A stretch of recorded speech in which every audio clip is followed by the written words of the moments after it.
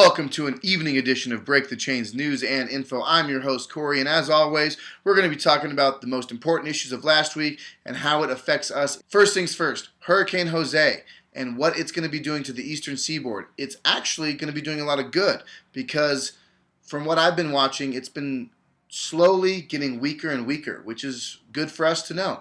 It's moving further out east into the ocean, and it's losing its speed. So that's good for us. However, there is a caveat to this because right behind it is Hurricane Maria. Just got named officially as a hurricane. It's moving through Santo Domingo. It's moving through the Dominican Republic, and it's heading northeastward towards the Florida Panhandle, South Carolina, all of that. But that's a further ways out, more than probably 7 to 10 days. However, what's really interesting is if you look at these maps and if you look at what we're trying to discuss here is how Hurricane Jose and the stream that Hurricane Jose presents is actually impacting the flow and the general makeup of Hurricane Maria.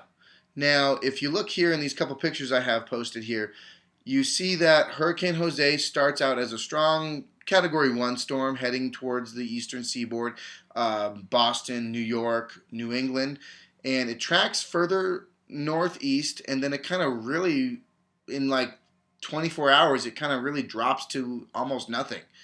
Then, if you notice below, you have Hurricane Maria coming from the south and almost picking up that speed and that flow and that progression that Hurricane Jose kind of built in. So it's kind of interesting. It's actually called the Fujiwara effect. There was a Japanese scientist that actually proposed this idea that complementing hurricanes can influence one another. And we saw that in Hurricane Sandy in 2012. But this one in particular is hurricanes in a certain region will affect one another and not make a superstorm, but kind of merge together to create one more coherent weather pattern or system.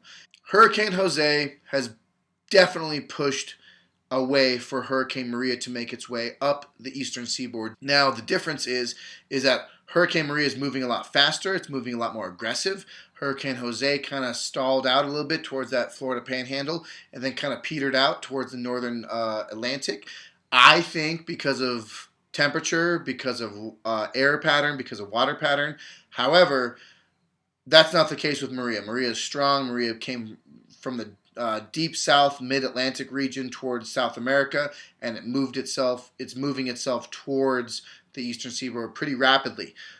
But Hurricane Jose cut a path directly for Maria to make an impact.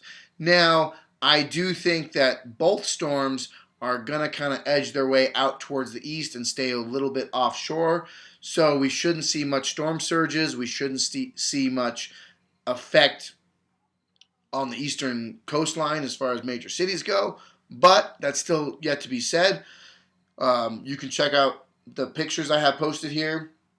I used ventasky.com.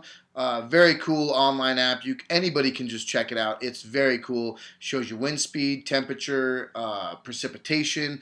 A lot of very cool things that any amateur or just hobbyist in weather or atmospheric phenomena wants to check out.